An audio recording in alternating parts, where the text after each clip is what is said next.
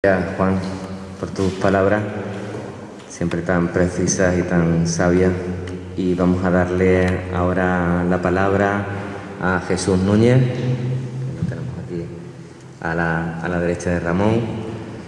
Jesús Núñez es doctor en Historia, investigador y también es coronel jefe de la Comandancia de la Guardia Civil de Cádiz. Una persona que ha dedicado mucho tiempo y mucho cariño a la investigación histórica, y aprovecho para felicitarle públicamente por el recientísimo galardón que le ha sido concedido precisamente por esa labor de difusión de la cultura y de investigación, un prestigioso premio que concede el Ministerio de Defensa, el premio Marqués de Santa Cruz de Marcenado, que creo que mucho merecimiento ha recaído en la figura de Jesús Núñez. Aprovecho también el hecho de tenerlo aquí cerca y para no solo agradecerle su compañía en este acto, sino también la colaboración fundamental que ha tenido en el proceso de creación de la novela a la hora de compartir con el autor, con Ramón Pérez Montero, esa documentación, esos hechos de los que ahora nos hablará y que desde luego ha ayudado a construir, a aportar elementos a la construcción del libro que sin duda lo han enriquecido. Muchísimas gracias, Jesús, y le paso la palabra. Bueno, muchísimas gracias. Buenas tardes. Primero, saludar a mis dos concejalas, para dar mi saludo a Juan Carlos, a nuestro alcalde. Y bueno, yo encantado porque soy del equipo de gobierno, soy de las que más trato he tenido precisamente durante los años que estuve aquí en el campo de Gibraltar. Agradecer, por supuesto, a la organización y al autor que me hayan invitado para estar aquí. Yo lo primero que pongo en valor es el trabajo siempre de investigación. Hace ya muchos años, Ramón, hace ya muchos años, cuando empezó a contactar conmigo, siempre hay mucha gente, en principio inquieta, curiosa, que intenta saber, conocer, etc., ¿no? Pasa que luego en esta vida lo más difícil es lo que nosotros en términos militares llamamos el sostenimiento, es decir, el sostenimiento del esfuerzo, el seguimiento, porque claro, es que da muchas ganas de arrojar la toalla, es mucho tiempo, ¿no? Y solamente los que tienen constancia, los que tienen perseverancia, los que van persiguiendo un fin y no se rinden, pues son los que lo consiguen, ¿no? Y Ramón pertenece a ese grupo, a los que son capaces del esfuerzo, del sostenimiento, de la tenacidad y poder llegar a ese libro, del cual no les voy a hablar en concreto del interior porque él podrá contar lo que quiera contar, pero yo siempre digo que los libros hay que leerlos, hay que comprarlos y hay que leerlos, o sea, porque es lo importante, ¿no? Porque es el trabajo de una persona en la cual tiene puesto mucho, y esa frase a mí me gusta mucho de leer entre líneas, es muy importante, ¿no? Aparte de lo que con lo cual yo sí que les animo muchísimo a que no dejen de tener ese libro, no solamente para que esté en su biblioteca, sino para que además lo lean. Es un periodo realmente complicado y complejo de la historia reciente nuestra española. Yo hace muchos años redescubrí a Bernabé López Calle. Es un personaje completamente atípico dentro de la historia contemporánea española, que lo puse en valor en unas jornadas sobre maquis, sobre guerrilla antifranquista, que se suele hacer todos los años en un pueblo precioso de la serranía de Cuenca, que se llama Santa Cruz de Moya, y donde hay una asociación, asociaciones privadas, particulares, iniciativa popular, de participación ciudadana, son muy importantes para mover no solo conciencias, sino proyectos, que se llama La Gavilla Verde, que precisamente también era otro hijo de Guardia Civil, Pedro Peinado, que en paz descanse, falleció hace ya unos años, pues puso en marcha. Y ese personaje, que es el protagonista principal de este libro, Bernabé López Calle, yo en los trabajos de investigación, llevo 35 años en este mundo, me encuentro de repente un señor que es guardia civil, bien, normal. En aquella época había casi una plantilla de 36.000 guardias civiles, en el año 36, 35.000 y pico. Participa durante la guerra civil en el bando republicano, normal. Un 51-52% de los guardias civiles estuvieron en el lado republicano, permanecieron leales a la República. Bien. Hace carrera dentro del Ejército Popular de la República y de las milicias. Bien. Hay más casos. Llega al empleo de comandante mayor, que es el empleo asimilado al comandante que había en las milicias. Y cuando termina la guerra, los procesos de depuración, la cárcel, la prisión, la expulsión, el hambre, la represión, etcétera, etcétera, este hombre se echa al monte. No fue el único guardia civil que se echó al monte, pero es uno de los poquísimos guardias civiles que al terminar la guerra se echa al monte. Y uno dice, 3 años de guerra, con las circunstancias de dureza, de hambre, de miedo, de tragedia de ahí. Y no ha tenido suficiente. Porque es un hombre que, como nos ha explicado hace un momento, tiene sus ideales.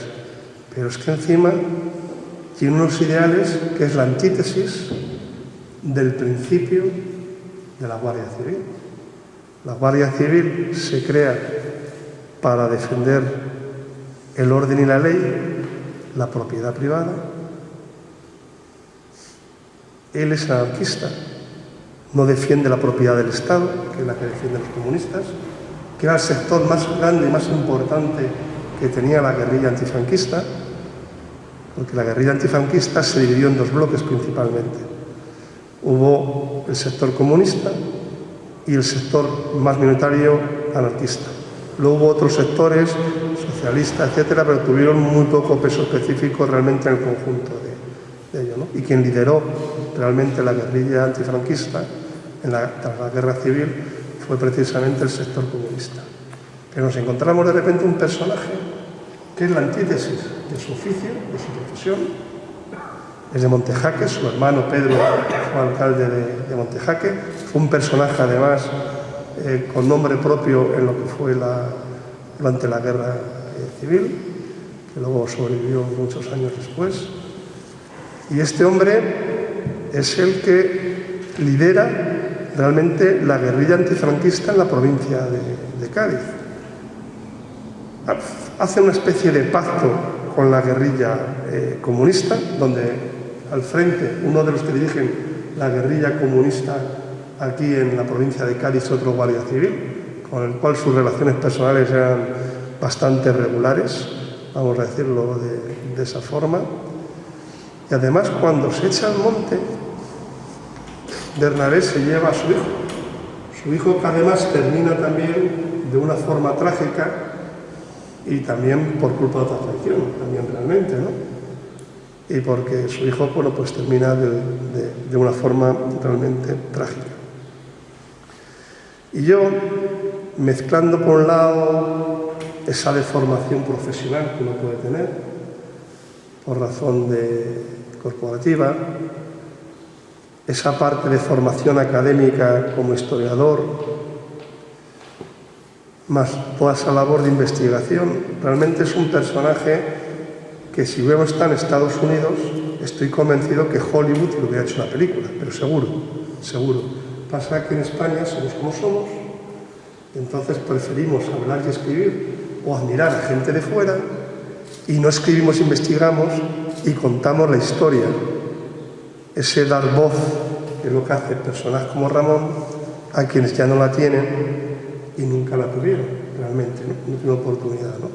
Allí de ello. Y es un personaje realmente interesantísimo desde el punto de vista sociológico, desde el punto de vista psicológico también, desde el punto de vista humano, desde el punto de vista ideal tremendo. Y como han pedido que hable un poco, y pues no quiero extenderme mucho porque por las horas que son, pero sí les voy a poner un poco en situación. La posguerra, por supuesto, fue muy dura. Ninguno de los que estamos aquí teníamos edad adulta para haber vivido esa posguerra, porque todos hemos nacido cuando no teníamos razón de conocimiento de lo que era eso. Pero fue dura el hambre, la represión. Siempre se dice que el día 1 de abril del 39 no llegó la paz, sino que comenzó la victoria, etc. Pero fue dura porque se estaba librando al otro lado de los Pirineos la Segunda Guerra Mundial. Un sector de la población española estaba convencido completamente, empezando por el que había sido el último presidente de la República, el doctor Negrín, de que cuando terminara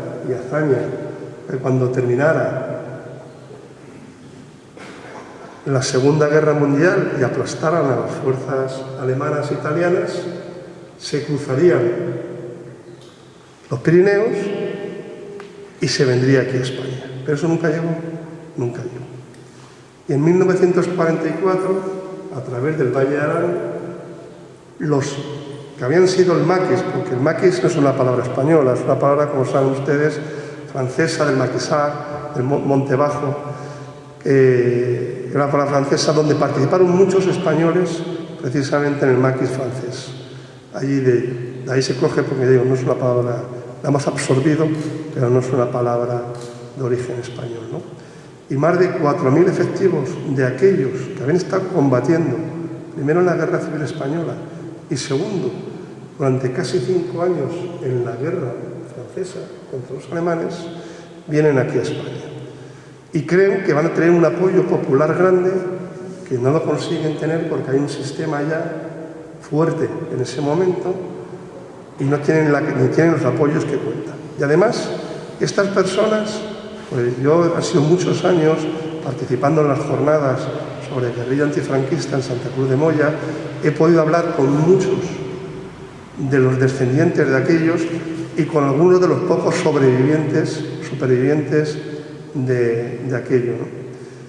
Y es que luego esta gente que participa 3 años de guerra civil, 5 años de guerra mundial, que a partir del 44-45 vienen aquí de ello, y se le suman algunos como Bernabé, porque Bernabé no llegó a participar en el maquis francés, no llegó a participar porque estaba metido, estaba preso aquí en España.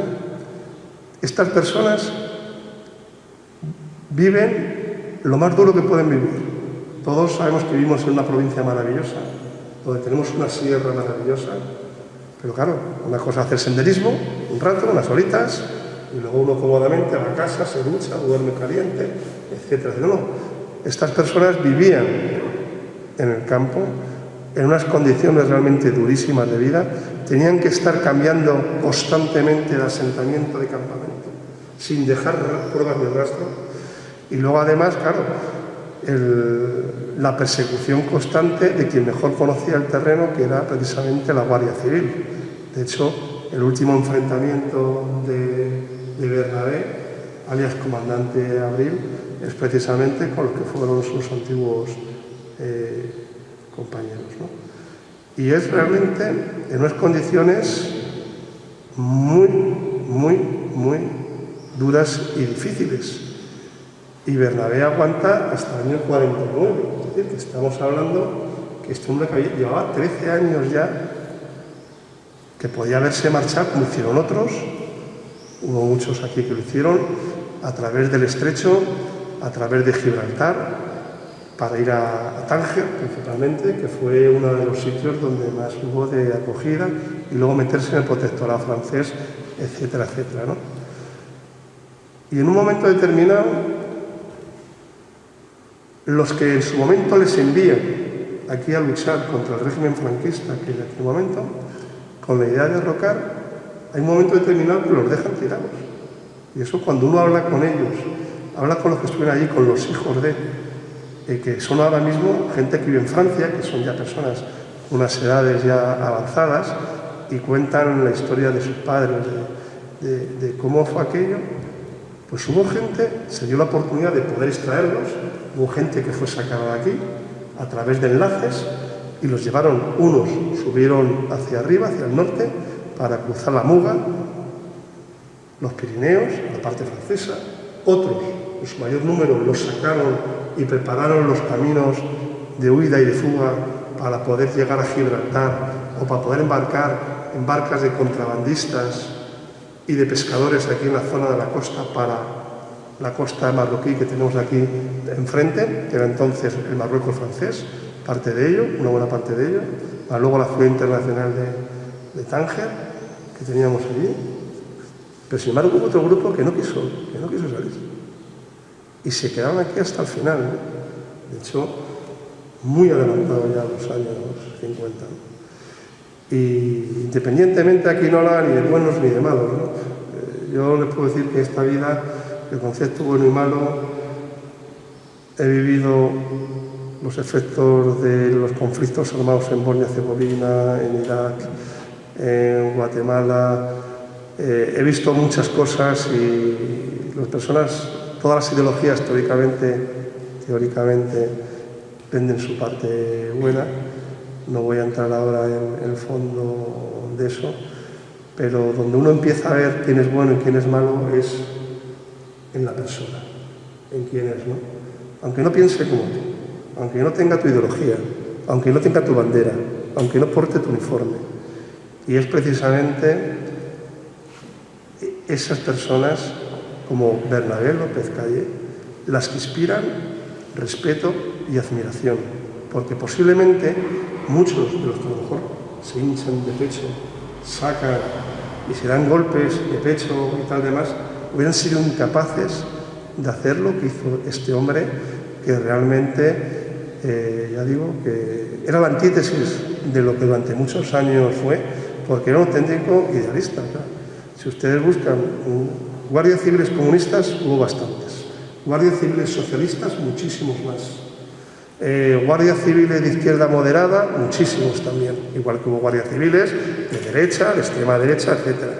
Pero guardias civiles anarquistas, y no solamente eso, sino que encima lideraron, crearon un equipo, crearon un grupo, consiguieron que hubo un grupo de correligionarios que les siguieran, que llevaran para allá, y que hasta el último momento, como se refleja aquí en la novela, ¿no? Esa mezcla de realidad y ficción, ¿no? Que es la que realmente... A mí me gusta mucho eso, el mensaje poético, me gusta, y de verdad, y tiene ahí, pues yo creo que es una cosa que creo que merece la pena que todos y cada uno de ustedes lean el libro y conozcan este personaje que, ya les digo, de verdad, yo conozco Estados Unidos, he estado mucho en Estados Unidos, he trabajado con personas de Estados Unidos por razones profesionales y les puedo decir que estoy convencido que en Hollywood, aquí en España se ha hecho un documental, se ha hecho alguna cosa, pero todavía sería esa que algún día algún director de cine español realmente hiciera una película que fuera capaz de encarnar. A lo mejor, quién sabe, a lo mejor, Ramón, si este libro puede servir de base para que algún guionista pueda sacar algo de ahí, porque la verdad que el personaje que vivió en donde estamos ahora, que estuvo en la zona donde estamos ahora, que conocemos perfectamente, pues está. Y yo, por mi parte, no sé si lo coloco o no coloco, sea, pero bueno, no quiero tampoco extenderme más, porque quiero dejarte a Ramón, y muchísimas gracias a todos.